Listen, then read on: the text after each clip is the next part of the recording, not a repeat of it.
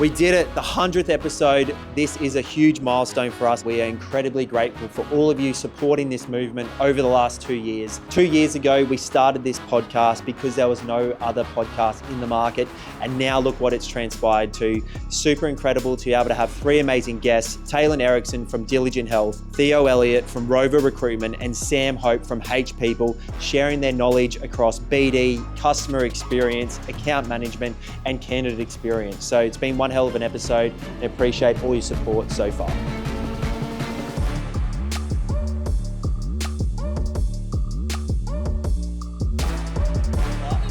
Let's do these, eh?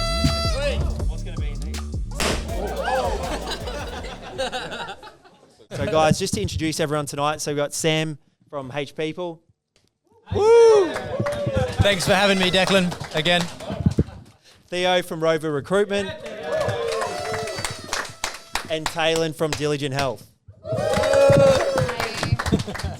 So guys, I thought there'd be a lot of value to share from all of you. All of you have all run multi-million-dollar businesses before starting your own companies. And between the 4 of us sort of picked what's everyone's strong point. So Sam, like BD, you're a machine at it. Love a bit of BD. I reckon you'd beat almost any AI bot. So well, you've heard us in the early days, haven't you? From day one of H People. So yeah, 100%. So we're going to get really deep into that and what people can implement so they don't, get scared of the phone like, some recruiters find themselves, usually because they don't know what to say. And then Taylen, your expertise in candidate management and candidate experience, so providing a lot of value there in the health sector. And then Theo, account management, mate. You reckon that's the biggest roadblocker for most clients these days? Yeah, absolutely. Especially as I've been doing 1,300 cold calls in the last month. Yeah, okay. Wow. Respect, brother. Are you okay? Love it. I'm just going to fucking drop this mic in like the next 5 minutes. You're good, mate. You're good. So, Sam, mate, talk us through when what do you do before you pick up the phone?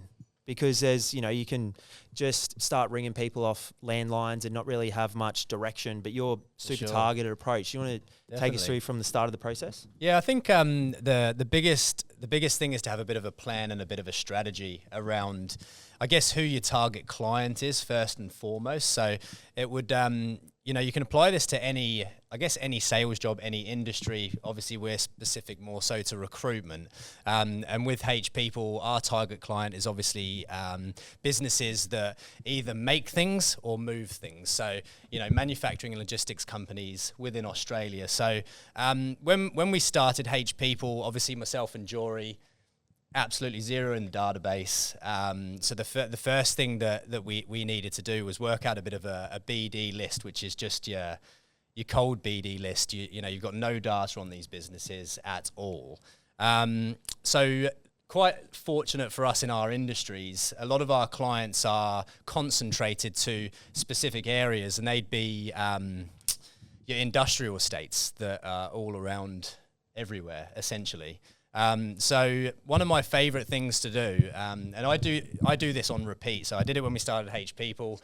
As H People has obviously grown to where we are currently, we've split up regions, split up sort of divisions. So when we start a new division or a new geographical location, I just apply this same process again. So firstly, find out where the industrial estates are and where our target clients are.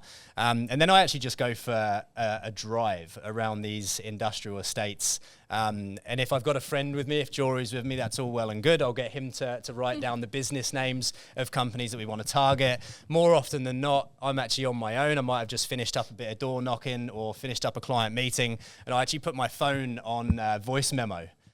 Because I found it's actually quite dangerous to stop your car and start your car repeatedly in industrial estates with all the traffic buzzing around. So to give you an example, Harry's just joined the team, and we've recently expanded our geographical location into Yatala to the Gold Coast region, where we hadn't previously operated.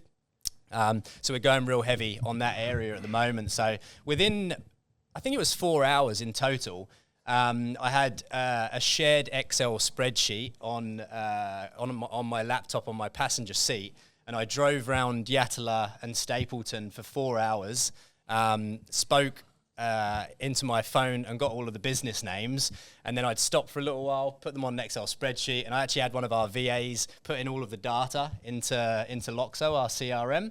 And in one day, I had a BD list of 300 prospect clients that I was going to actively target. And the way that we operate, obviously we're all really busy, we've got multiple things to do. We aim to do 10 cold BD calls a day. So instantly, within half a day, I've got 6 weeks of preparation, and 6 weeks of BD clients to call. So that's where I would start initially. When looking to do new business development, whether you start in a new desk or expanding into a new area or it's whatever. just getting the right list, getting the right clients, getting data. It's working out your target client is probably the most important thing. How do you work that out? Look at the business names, essentially. Yeah. With us, most businesses have a roller door, or, you can peek in, peer in. If I see a forklift in there, it's worth calling. Oh, it's worth calling, for sure. Who do you call? Are you just getting... Yep. No, good question, Blake. So Blake just asked what phone number I would call, when calling these businesses. We just get all of the information off of Google. So we'll Google the business name. I work very heavily off of spreadsheets as well. So every person within the business has a BD spreadsheet that we work on. It essentially has the company name, the suburb that they're in, and then the landline phone number.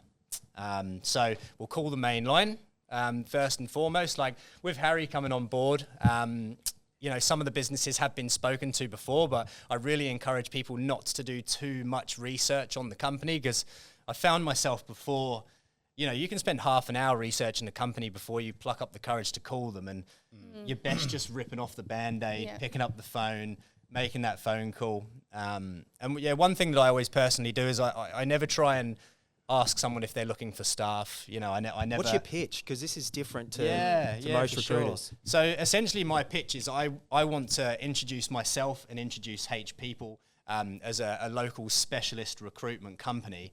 I'm not asking them if they're looking for staff at the moment. I just ask them who the person would be to speak to that looks after the manufacturing or logistics recruitment on site. If and when I do get through to them, the main question that I ask them is, how do you look for staff when you are looking? It's a very open-ended question. It eliminates them being able to say, no, we're not looking for staff, or no, we don't use agencies. It forces them to, I guess, respond. How did you work that out? Like what?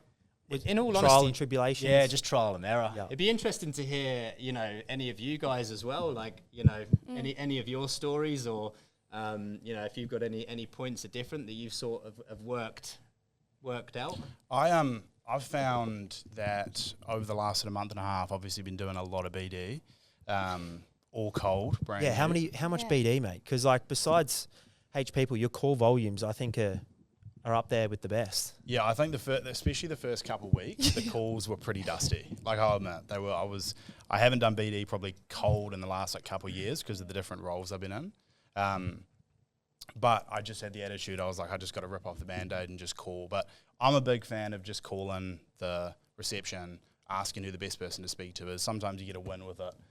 Sometimes you don't. Sometimes you get sort of bounced. But I think for the most part, it gives you a good idea of where the business is situated, if they currently use labour hire, if they don't, what the sort of position is. But I did find that when I started directly targeting the hiring managers, I had a bit better sort of hit rate. But for the most part, you can't get the hiring manager's mobile number. So to start with, it's hitting the reception. Yeah, we call it a micro win. Is just getting that. Well, email or phone number. Just email or phone number, either or is fine. As long as you get something from the call. As long as you get something from the call. Well, I feel like once you get a mobile number, they can't hide from you. That's it. Unless they block You're unless they now block their you. stalker. but you got 2 phones. You got Loxo phone. You got That's it. Me again. They don't answer Loxo. They'll answer your work phone. I'll call off my staff's phone as well. Exactly. Yeah. Whatever it takes. Whatever it takes to get through. That's it. What about you, Taylen? Like, you don't have, you go on road trips to try and find We do. I think aged care facilities? I think for us, because, those who know me, I'm definitely an empath in the industry that I'm in. It's very much, I'm not selling a car. I'm selling a service and I'm a value add and we're dealing with people. So we like to look at it as, okay, what value can I add to my industry? And, you know, there's 120 shortfall by 2030. So there's definitely the need. And it's looking at, okay, where are the 3 biggest things, and then going in with our value add. So I don't have to do 1,300 calls, thankfully. I'm so sorry. But, you know, I'll call 5 people and then I'll get a meeting from 5 calls. So it's really being able to... Yeah. What's your approach?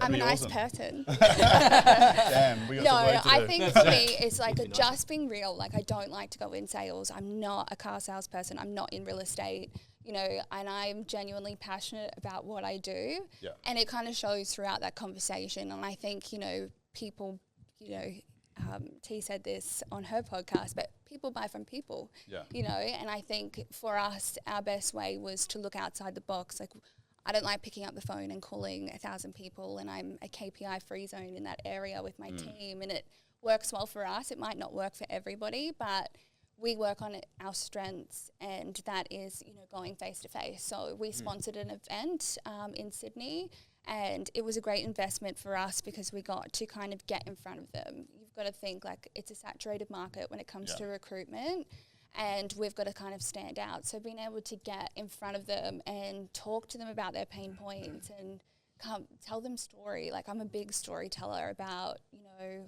So what would you tell stories about? So, for example, like our 3 biggest key things in our industry is obviously attraction, retention, agency spend.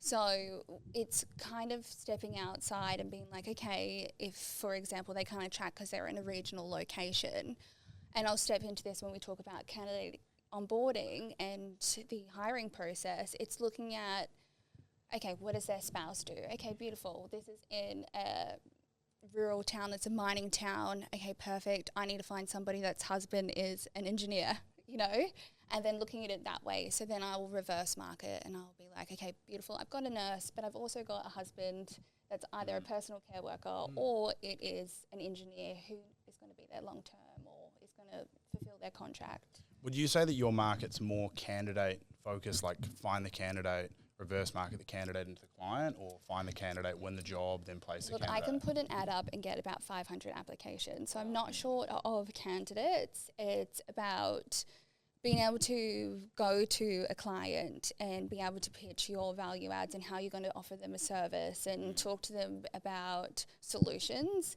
And one big thing that we really pride ourselves on is one size doesn't fit all.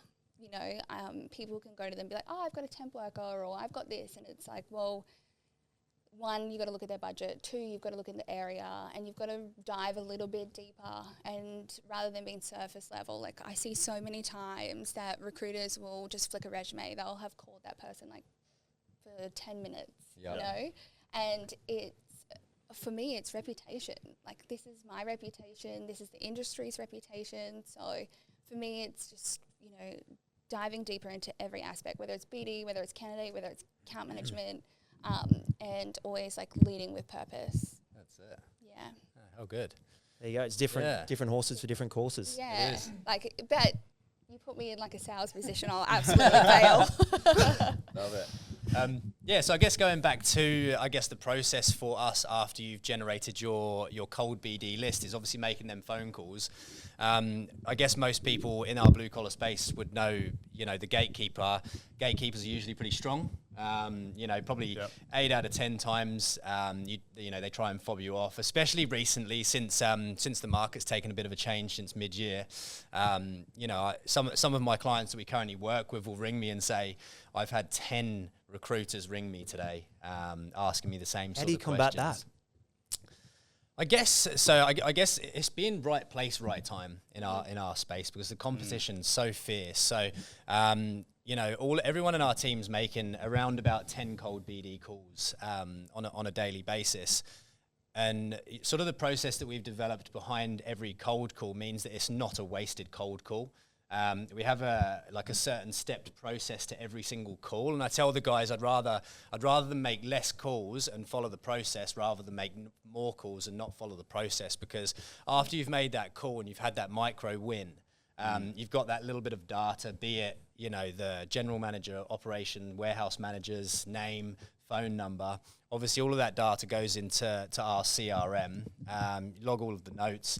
And I'm very big on BD lists within Loxo. So we've got BD lists that are broken up to every geographical area that we recruit. And then we also break it down by job title as well. So if I was, you know, BDing into a business that had a manufacturing section and a logistics section where they had a warehouse, forklift operators, drivers, within our CRM, we have lists. So I'd put them under, say, North Side warehouse dash client list. And in our CRM, we've got so many lists. And we've got a resourcing team as well.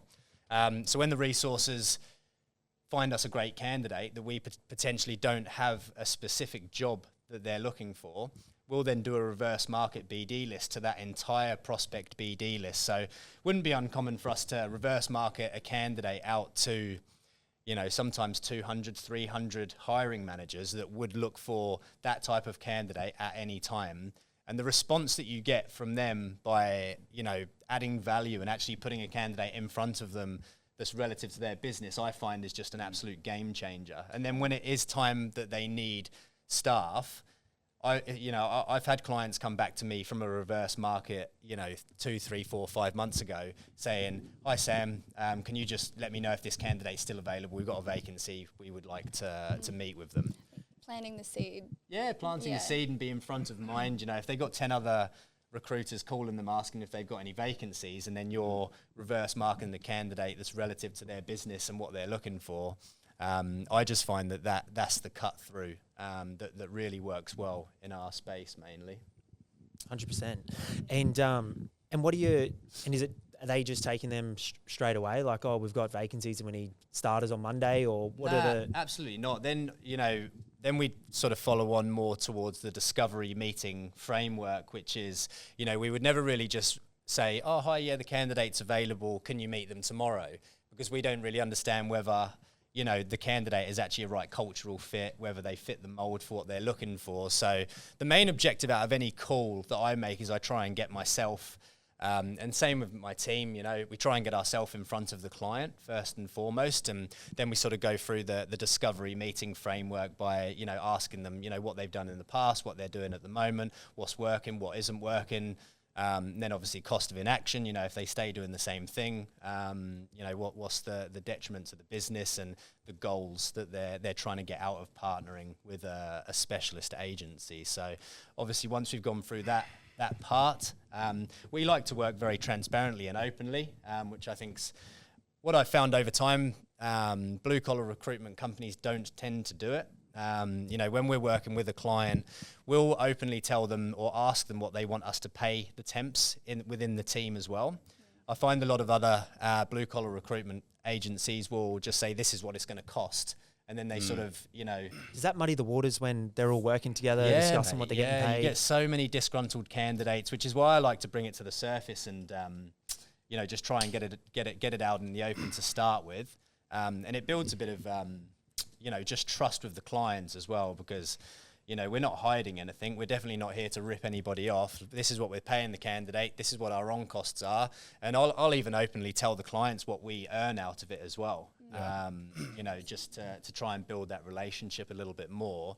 And then once that process is complete, that's when we would start to, you know, call through our network of candidates that the resourcing team are building up every single day. Nice. And try and tailor candidates. That also helps with transitioning candidates into perm roles as well. Like if there's such a disparity between casual pay rate and permanent, and you don't set that standard from the beginning. Like I've had multiple meetings with clients lately that have struggled to transition guys into permanent roles because there's such disparity between the casual rate and the permanent. Because they're getting paid 25% more. Loading, And it wasn't set up from the beginning as to this is a temp to perm role, this is what the casual rate looks like, this is what the permanent rate looks like, explaining the difference between casual loading and all these kind of things as well. And so, I think outlining it from the beginning, explaining on costs and explaining margin, like they can figure it out anyway. It just looks dishonest, I think, if you're trying to hide it from the beginning anyway. Just get a win. Yeah. Yeah. Yeah, mate. We would send our terms prior to placing any candidate. I try to get away from that, Never send your terms. No, I don't. It's not a brochure. It's not a brochure. It's like, it's not marketing. It's final. It's final, yeah. Like, if you're interested in engaging and partnering with us, then, the terms of business would probably, I would send it along with the recruitment proposal. So we send out a very pretty PDF document, basically outlining the award. I always quote, I don't know if you do this, Theo, but anyone that understands award and classifications, I'll always... Do I? Yeah. I was just talking to Taryn about this. Well, yeah? Yeah, about awards. Yeah, I'll always send a proposal. Like, sometimes a client will say, oh, I want one person, we want to pay them $35 an hour. And that's all well and good. But when I send my proposal, I'll actually include usually 3 different levels. I'll have like a entry level, lesser experience, the level that they want me to quote on, which would be $35 an hour. And then I'll do one that's maybe about $2.50 an hour higher than that. Just from experience, I found that, people tend to get on well in roles, and then the clients might want to give them a pay rise. And so that I don't have to go back again and requote the whole thing again, let's just get it all out in the open. And then it's all Romeo Dunsky, by the time that problem sort of arises. And in such a competitive market like you all have, client retention is super, super important. So what are the main things you all do to keep clients happy, keep them coming back, if there is, the next recruiter down the road knocking on the door? For sure. Yeah. I think it's the biggest issue I've seen, or the most feedback I've been receiving from clients as I've been meeting with them, speaking with them.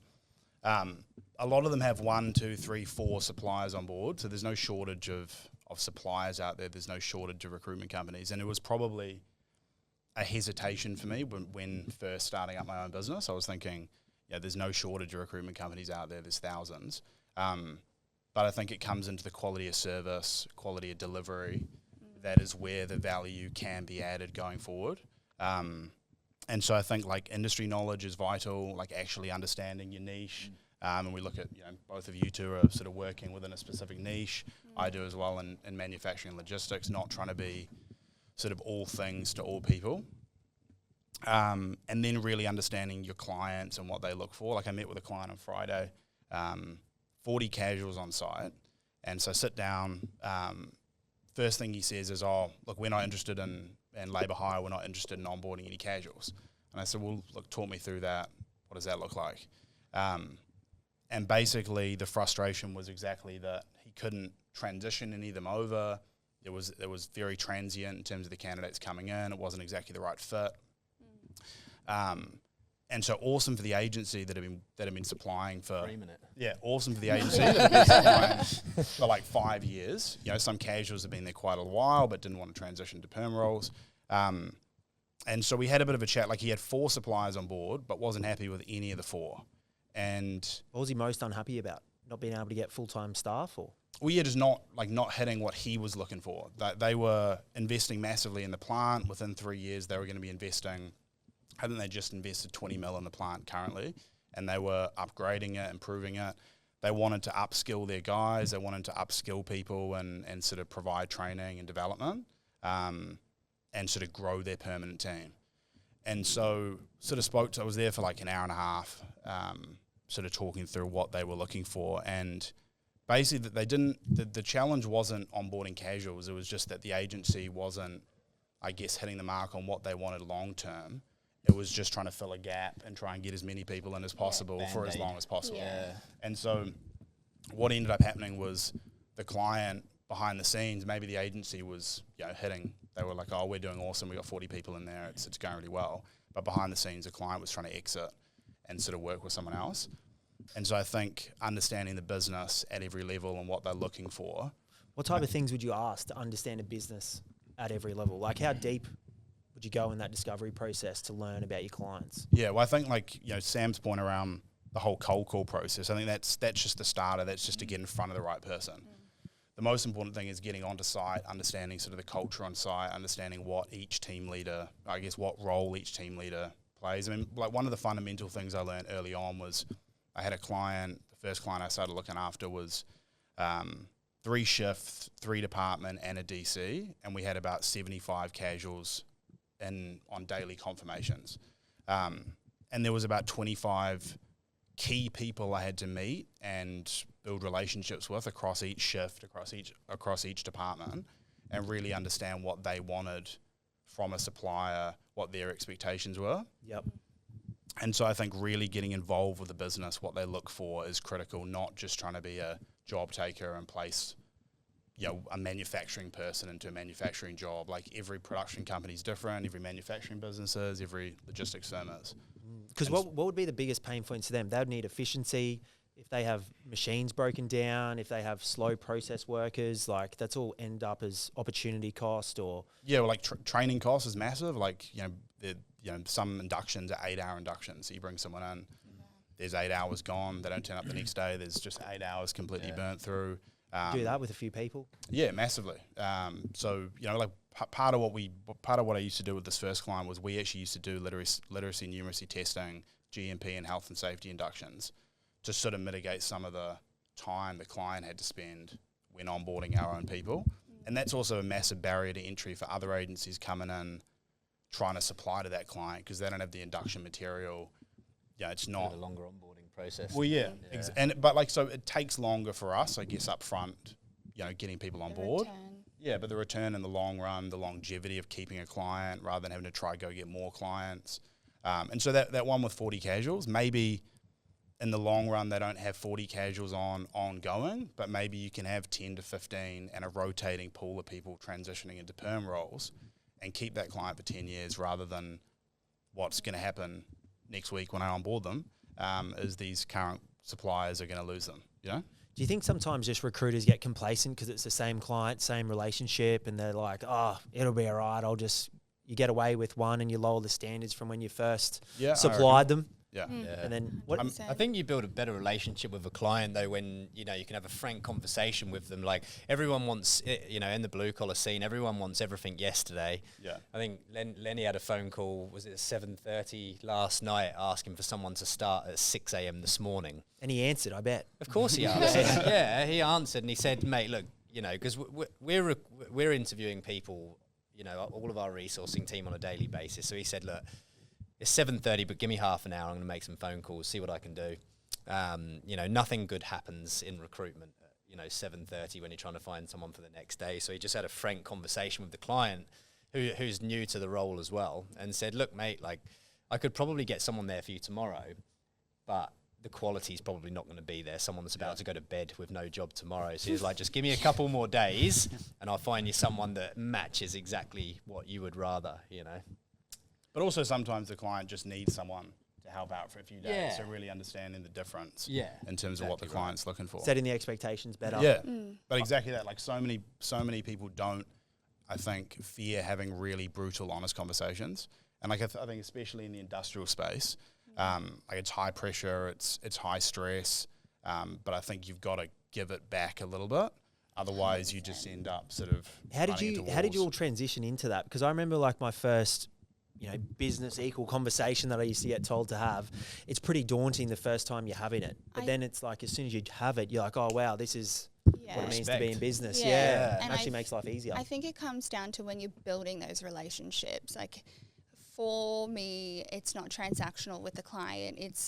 And like you guys said, it's understanding their needs, understanding their challenges, and being a value add. And we are experts within our field, and they come to us because they need that support. So if you're building those key relationships, they actually respect when you push back and you say, that's not going to work. How about we go in this direction?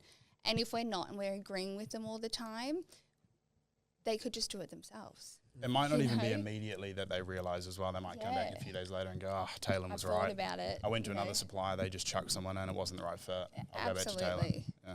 And I think long term, people respect transparency and honesty. And, sometimes it does take guts, but they're going to respect you for it. Sometimes the toughest conversations lead to the best relationships. Yeah, 100%. Yeah, for sure. I had one of my clients who I absolutely adore now. We speak probably every second day. She is... But didn't start like that? No, she was an old client of mine before I started my own. And our first conversation was she was swearing her head off at me and there was this What did you massive do? it wasn't me, it was the team, but it does fall back on me because I was leading the team and it was a big error, and it's just about actively listening to them, like let them get it out, let them vent, let them we're there to hear them and then come up with a solution. So that's how it kind of started. But because I didn't butt in, I let her talk, I let her listen, I let her vent out her frustrations and agree and said, yeah, look, it absolutely is not good enough, but this is what I'm going to do. And from there, it was just about building that respect and building, that trust back. And now we speak every second day without fail, and I'm not even lying. Like, we'll text, she'll send me love hearts. She's just amazing. And I don't get any love hearts. she's older. She's older, and I feel like, we just have such a good relationship. But that started from, but it's about how you handle it. And it's like, don't get defensive. We've actually got to. So what are you thinking through that process? Because I'm sure you probably just wanted to bite back a bit and be like, or just drop it and go, this isn't worth it. What made you want to go, hey, I'm going to give them my 2 cents in a constructive way? They're paying for a service, right? So they come to us and they're paying big money, and we're there to, add value to them. And, things go wrong. We're not all perfect.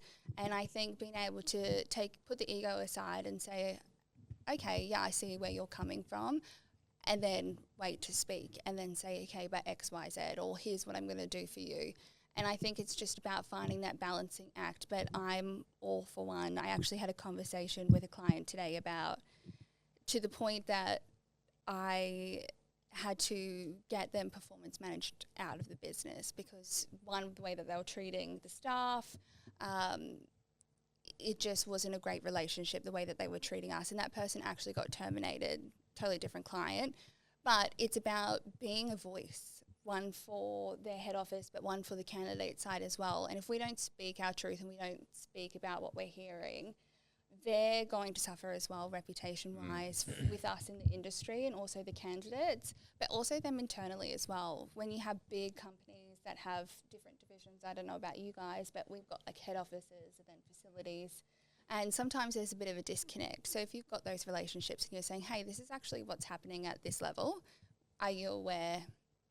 And I'm all for speaking out. Sometimes we get different feedback as well. Like sometimes I think candidates are more comfortable to speak to you than speak on site. And so I think it's vital you pass on that feedback. And also, like, I think in a constructive way. Yeah. You don't want to come across rude or like you're better than them. Sometimes it can be a challenge. It can be a challenge, but it's also about learning that person, without offending them. But it's all about navigating it. And if you're setting good relationships at the start, you're not going to for sure. hurt their feelings. Agreed.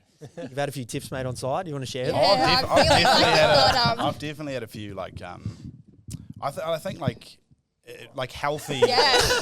Healthy fights. No actual fights, but I think like healthy arguments around.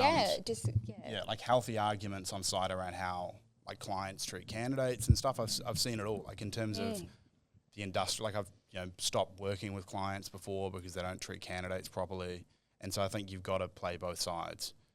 Because ultimately, like we're the employer, and so we've got to look after candidates on site and make sure that they're actually being looked after, follow process. Like I think like I've worked with some massive players in the industry as well, and it's not always the massive multinationals and the conglomerates that have the best processes in place and the best candidate care. Yeah, and so I think like we're the experts in industry. We work with 100 different clients, 200 different clients, and I think sometimes passing on that feedback to businesses, small or large, is really critical. How do you approach that feedback? Like, do you call a meeting with them and go, guys, I found out some information? Do you spring it on them? What's sort of your process in structuring a tough conversation? Yeah, I think it's important around your relationship with the client. I think, like, I look at like building relationships at every level with the client is really important rather than just having one relationship with a hiring manager.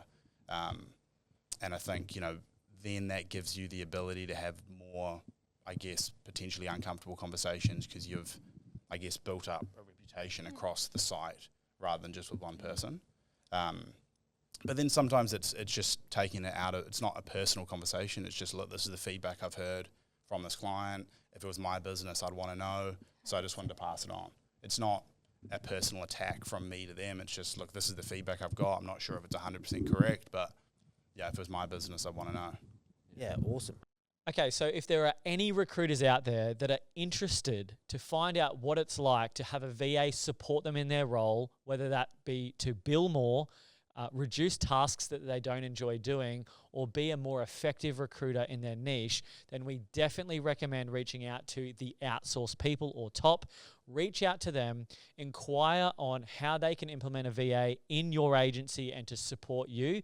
And if you mention ex-recruiter or Confessions of a Recruiter, they will give you a 13% discount off your bill per month on this VA that will allow you to scale your business, scale your desk, and to bill more and make more money. So go reach out to the Outsource People, say Confession sent you, get your discount, and see what is possible. And then they're usually appreciative, full of humility. Sometimes, yeah. Really?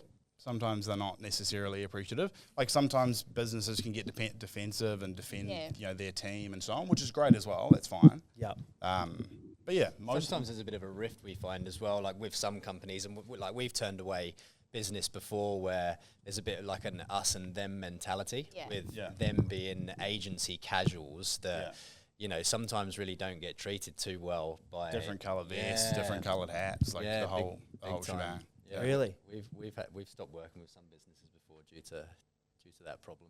Yeah, there's a divide. What are they? What's that, Which Blake? is, Generally, sorry, mate. I think Blake should just come up here. No. Yeah. Do you want to pull a seat? Yeah. Generally we get huge turnover is the first sign. That's the first sign. And part of our aftercare process is we actually ring the candidate after their first day and have a bit of a debrief with them, just to sort of see how it was, how they're, whether they were, inducted to site and, how their first day went. Little top tip, if they had a great day, perfect time to ask for a 5-star Google review. Yeah. Top tip.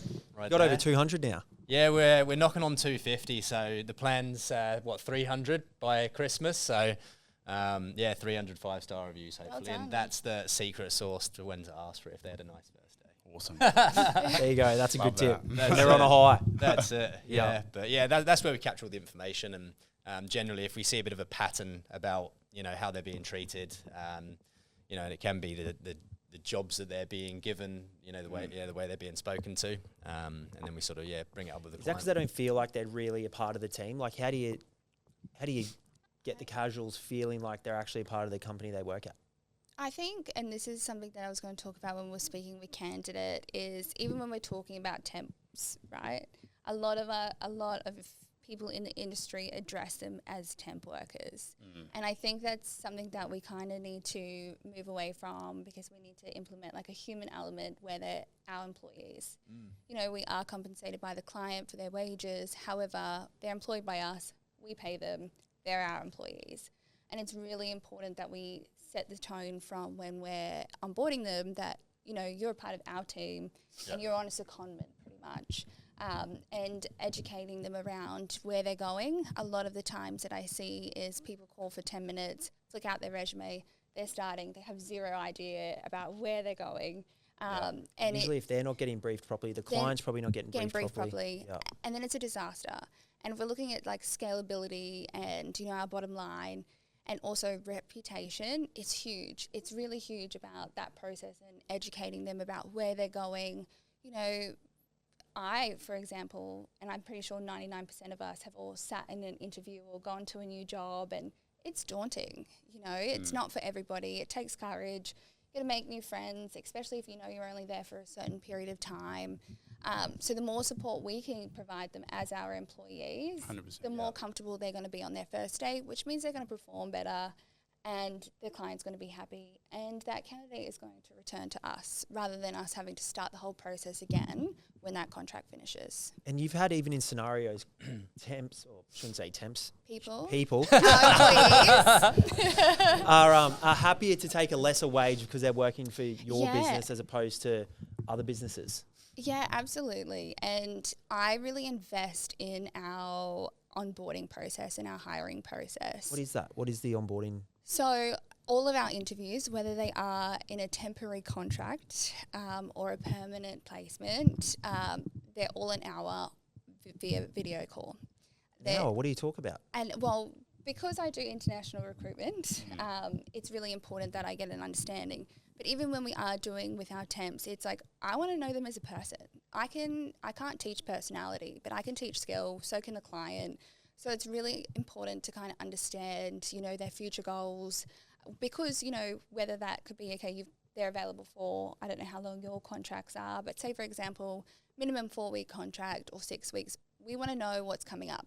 Do they have birthdays? Do they have an event? Do they have this? Do they have that? Because then you can kind of, I guess, forward plan. And what I usually find within this space is people are so quick at this and it's speed to market, which is great, but then you've got to look at quality as well. So if I'm taking the time and I'm doing an hour interview, yes, okay, it's taking up my team's time. But in the long run, when I look at the return on investment, it's a lot higher than if I was to just know this much about them and flick them out. Over what time did it take to see that return on investment?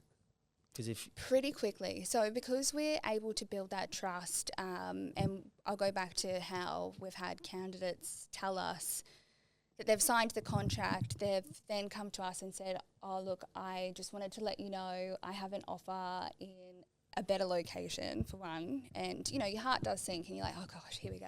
What's the company name? Oh, yeah. Oh, no, you don't want to work for them. No, I'm kidding. But it's about, they tell you it's in a better location, the salary is higher, and then you've already educated them on the value add. So they can see it as, okay, perfect, I've got X, Y, Z, more amount of money, but what's the return? Because this culture is amazing, or I'm really valued here. I'm going to get the support when I start and the support ongoing. And it's been pretty steady with people that's happened to, because our industry is so competitive. Yeah. And yeah, it's been such a rewarding experience when they come to you and they say, we're going to stick with you. I think I saw the biggest impact with this through COVID. Yeah. Because like there was such labour shortages, and I think clients really had to internally reflect on what their internal culture was like, how they were onboarding 100%. people, and like I guess like clients that probably didn't have a very positive internal culture, they were having to battle with wage inflation plus trying to improve their internal culture at the same time, and they struggled massively with finding people with the right skill set, because I guess through the stress of COVID, people wanted to work in a safe, positive culture, and also wage inflation was skyrocketing everywhere. And so I think that was probably a good thing. I think businesses sort of worked on their onboarding strategy, what it looked like, how they brought someone into the business. And I think it improved some culture stuff as well. Absolutely. do you reckon it's maintained it, or do you reckon people forgot about yesterday and they just sort of I think it's get back holding to them how it used to be? accountable as well. Like if you have a good relationship with your client and you're checking in, you're holding them accountable, because you're going to get that feedback from that candidate as well. And when you're having a meeting with your client, you're asking these questions. And if they're kind of pivoting from the journey that we've agreed to, well, then you can pull them up on it. And I think it's also talking about journeys is mapping out the candidate journey with the client.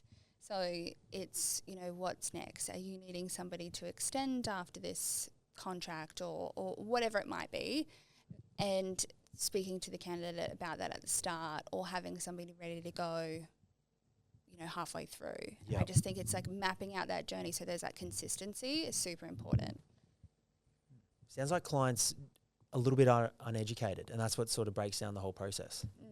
I think I think recruitment should be looked at as a genuine partner to a business, and I think sometimes at times it can just be looked at as a service, and I don't necessarily think that's entirely clients' fault at all. I think it's how the recruiter positions themselves with the business and what they can provide as a service as a whole. Absolutely. And I think like that's the biggest conversation I'm having with clients, because like, you know, businesses are getting 10 cold calls a day. And I've had the same thing. I've had clients, you're the 40th recruiter I've heard from in the last month. And I'm like, cool, like, that's awesome.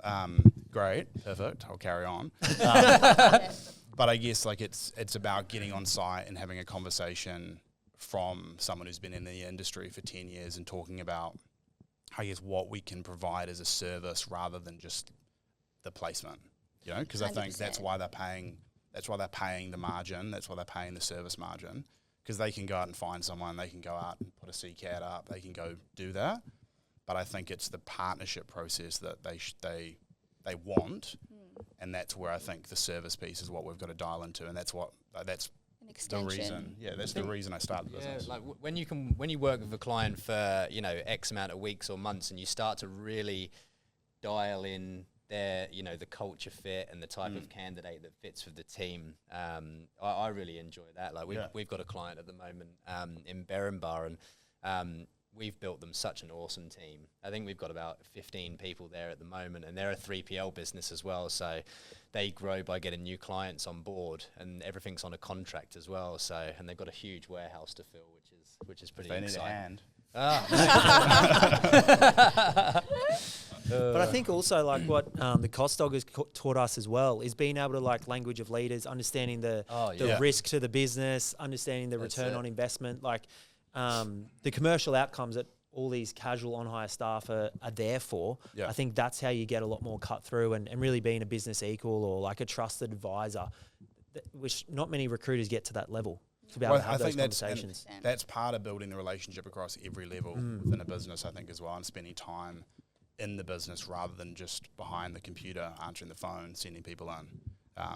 And so I think like spending time on site is vital, especially so if you're in the talking to like a GM or a CEO, what type of conversations are you having with them? Well, I guess it's just more about what they're looking for over a longer period of time rather than what the current present issues are. Rather the outcome, long-term outcome. Rather than what are the issues this week with breakdowns and shortages, it's more what are you looking to achieve over the next 12 months, 24 months as a business. What are the I don't know, acquisitions, what are the sales targets, like the whole piece. So even though you're filling a warehouse role for a truck 100%, driver or you're talking about sales and investments and acquisitions and new sites. Yeah, and I think that was the fundamental I learned from the very first client I sort of worked with, which I think was I learned better on the job, and so it probably benefited the first business I was with because it was very on the job training focused, which I think a lot of recruitment companies are on the job trainers rather than a structured training process. I'm going to work on being better than that, but I just learned a huge amount from dealing with each different person. Like from production supervisor to GM to HR manager to product development to each different department and each different person across each different leadership role. So they had different insights, different challenges. And then you just adapted your conversation to what that person was wanting, what outcome they wanted. Rather than just having the same conversation with every single different person. Yeah. What happens when you found yourself having the same conversation? Do you just feel like you're getting roadblocked or they weren't as engaged as when you started having these correct conversations at the correct levels? The higher up the ladder you get, the less they want to hear about, the issues and the day-to-day problems and the financial. Yes, the financials. It's, what's the cost of the business now? What's the outcome at the end of it? As you plan to transition 10 people temp to perm over the next 6 months. If that's the case, then, we'll prep all of the candidates that's the plan at the end of the assignment sort of thing. And it's not just an ongoing casual that, some people might be used to. Yep. And then I guess the warehouse managers, and they're all about the day to day, and they're the ones that you're dealing with the issues and the daily problems with, and those sorts of things. I just find open and over communication's best in those situations. Definitely. Yeah. I think it's the point of difference as there's no shortage of recruitment companies. Unemployment's probably going to increase slightly, and so there's not necessarily going to be as much of a challenge finding the right person or finding people for work. I think it's around what you offer as a service and how you can provide more value than just, hey, what do you need tomorrow? You need someone awesome. More than that. Blake. Yeah, I'll just answer. Yeah, so Blake said, how would you articulate over all the other punters on how you can sell this way? I bust. Part of the point of difference, I guess, I've been speaking about is working as an owner-operator, which probably speaks positively towards X-Recruiter and what you guys are doing. But I think there's a certain level of commitment and grit and sort of work ethic owner-operator businesses put towards supplying staff and all the challenges with, I guess, labour hire, manufacturing and logistics. And then we talk about scalability. How do you scale an owner-operator business? But I think that doesn't necessarily directly translate to an owner doing all the work. I think it's a business led by someone who has that owner mentality. The first company I came from, we had a director, a GM, and an owner, and all those three players were basically, lived and breathed the values of the business. Yep. And so that flowed so far down to every person who worked within it. How was the culture in the business? We had the retention was insane. I joined a branch with 14 years, 11 years, 7 years, 10 years or something. That was the team I was joining. Me and day one, brand new shoes and a white shirt, knowing nothing about recruitment. But joining, and here I am. But joining a team with 40 years experience in recruitment. But I think that, and it was different because they were a no commission model business, which was very different to, I think, the day and age now, and probably different in general to a lot of recruitment companies that are very commission focused. There was incentives and bonuses and so on, but that became a selling point as well, that it was a very team focused model. And you wouldn't just have one dedicated account manager, you'd have one dedicated account manager, but behind that you'd have 4 extremely experienced account managers that knew the business, knew the candidates, would work on the business too. Do you reckon the commission element could make it detrimental? I think the commission element can add potentially bad habits and create the wrong target. But I also think incentivizing around, especially recruitment and industrial labour hire, I think it's also important. So I think there's got to be a balance, and I think finding that balance is challenging as well. But also I think the biggest thing around retention is everyone is motivated by slightly different things, and so the previous owner did a really good job of, I guess, identifying what motivated each individual person, and then I guess digging into that, and that's probably why you saw 10, 15 year retention. Yep. With I think 8 employees were probably close to a decade. That's awesome. Wow. Not very common in recruitment, is it? No. Most people don't make it a year because the first year is the hardest graft. Yeah, I almost quit at 6 months. Did you? You did? Yeah, for sure. Yeah, I almost quit at 3. Yeah. Same, I went internal for a while. Do you reckon that... I love adding value. What did you learn from being internal that's aided you now you're in agency? I think it comes back to that, and I think the whole agency, there's such a stigma, and I guess we're trying to, change the narrative, and what you guys are doing as well is we can add our own touch to it. It doesn't have to be, KPI driven or sales driven, or it can be purpose led. And I think, that was the biggest jump for me to start my own business and go back in to this field, because when I was working in an agency before I went internal, it was, you've got to hit this many candidate interviews. I wouldn't even have jobs on. And I'm like, well, hang on a second. They might have $5 left in their bank account. I'm not going to get them to get the train in for a job that I don't have. And my values just were not aligning. And I just refused. I just said, this isn't for me. It might be for somebody else, but these are people's lives. I'm not going to drag them an hour into the office to do an interview for something that I don't have. And they're excited. They might be the first person that they've heard back from. So I think from having that empathetic side, it just wasn't sitting well, and it just wasn't for me, and it left a bad taste in my mouth. So I decided to go internal, and I really liked internal. I love operations, though I'm an empath. I love looking at the cost analysis and how I can reduce cost and increase cost, and it was really great exposure. And I guess it kind of gave me that deeper understanding of, the business side of things. So I'm really grateful that I made that change, but I'm also really grateful that it's led me to this path and, you know, for me to start my own. Awesome. Yeah. So it feels like a lot of the conversations to level up as a recruiter is being able to have those commercial driven outcomes. Like that's what matters when you're internal. That's what matters when you're speaking to, CEOs, general managers. Yeah. And that's how you get most of the cut through. Would you agree? Absolutely. But I also think to adding in, we could do so much BD, or we can hire as many people internally to do our recruitment for us. But if we don't have good culture, it's just so detrimental to the business. So I think, yes, being commercially driven, but also being able to be a really good leader. And you don't have to be a director or a CEO. Those that are recruiters, you're managing your own desk, so you're a leader in your own way. And it's about having that really good outlook on life and, you know, that being the person that you needed to really be able to grow and be, you know, in return commercially driven.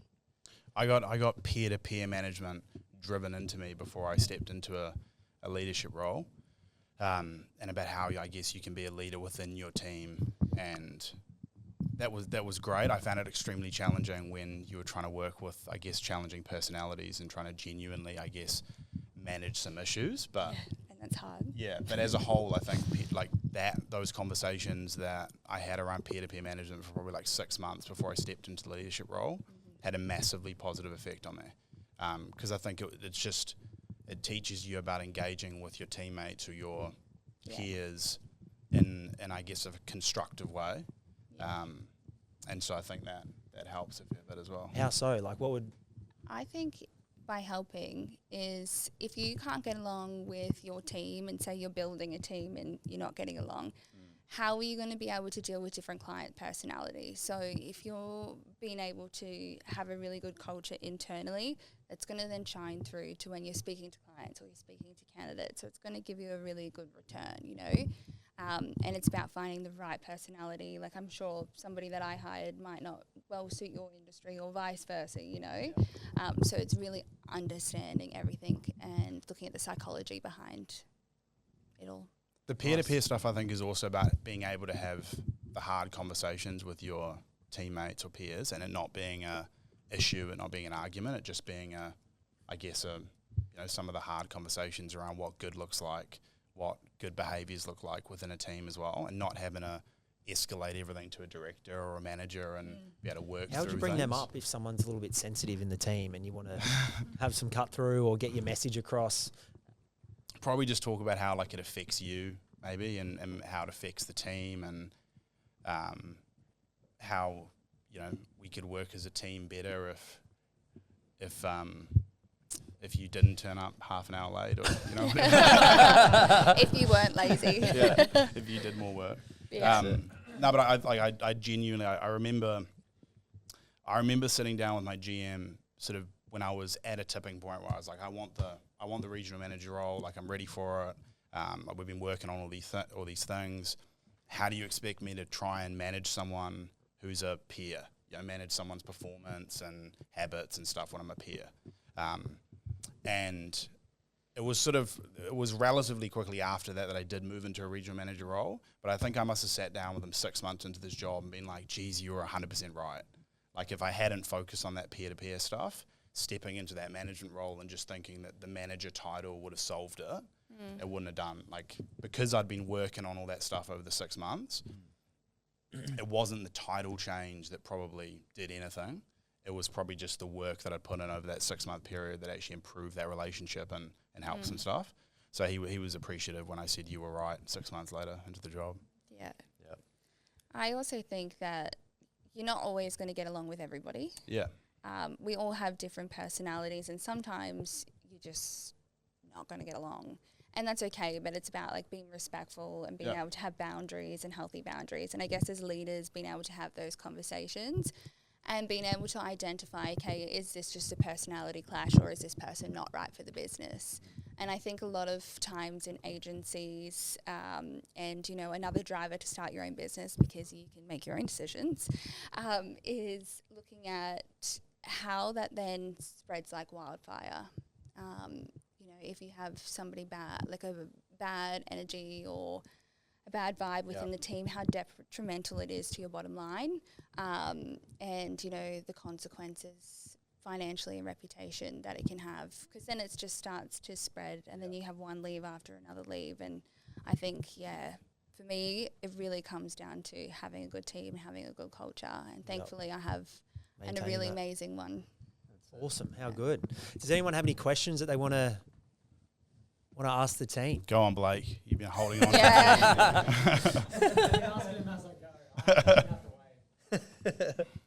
Don't be shy. Shaunsey?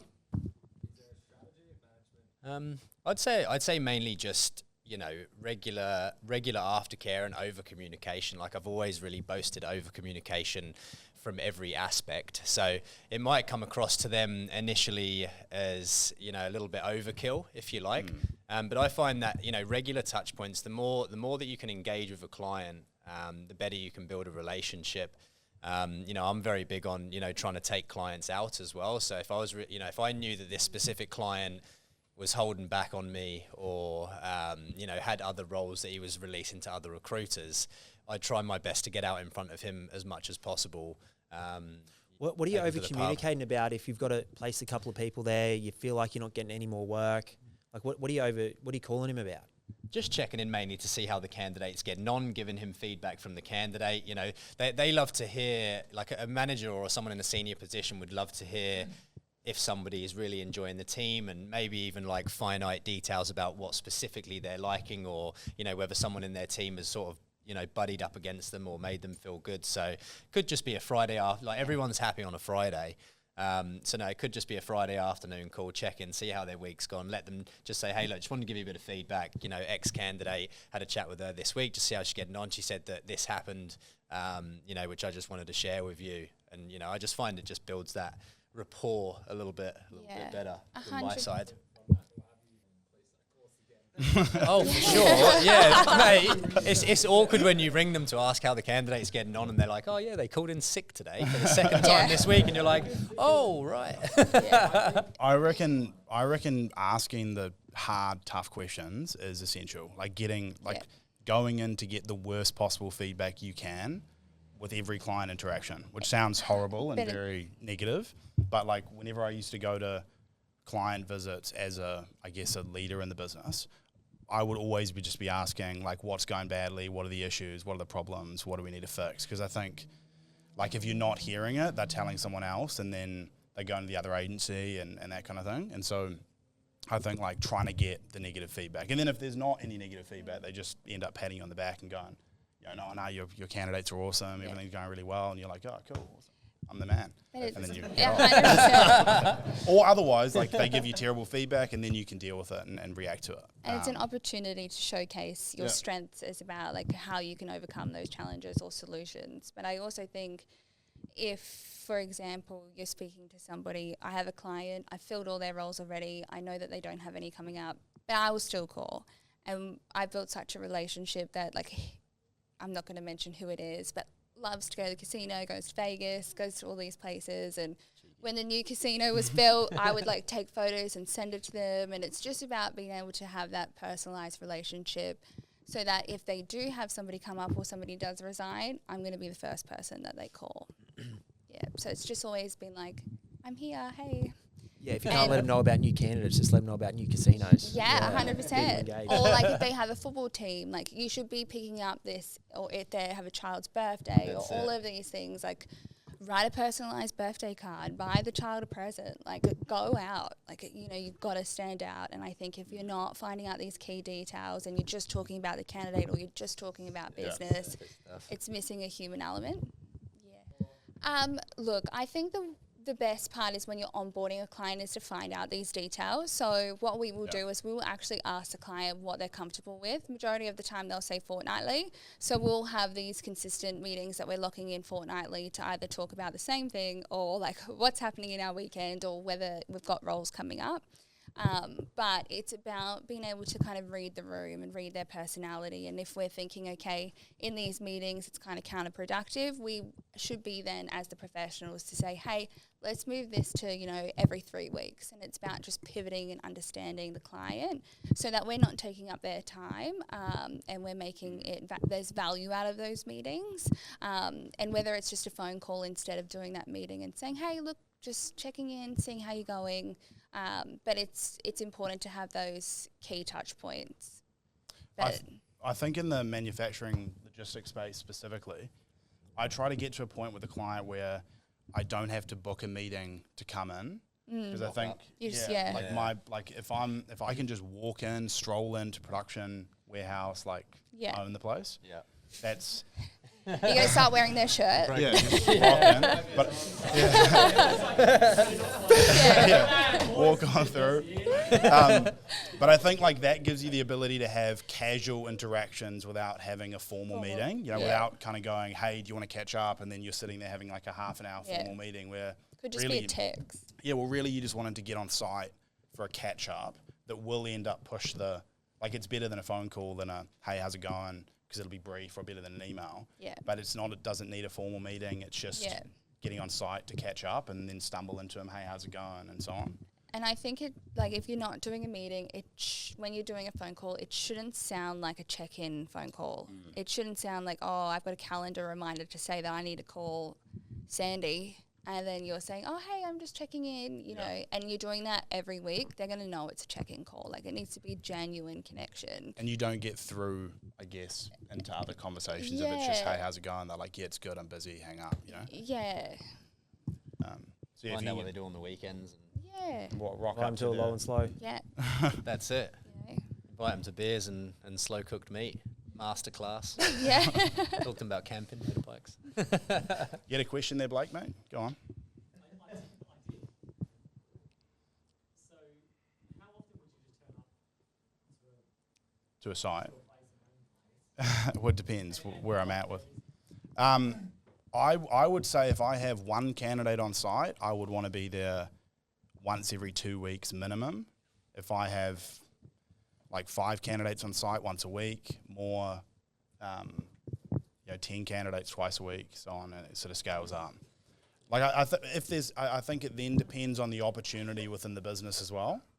Like I think it then depends on what the client looks like and so on. So I think it depends, but I think being on site and actually pressing the flesh as much as you can and building relationships across each level has massive impact. Like succession planning as well. Like if you only know one warehouse manager and then that warehouse manager leaves 2 years later and a new one comes in, they've got relationships with some other people, they'll just bring in their other suppliers. So like it's not as straightforward as that, but I think if you have a relatively large team and you're doing a lot of work with them, I think being on site as much as you can is beneficial.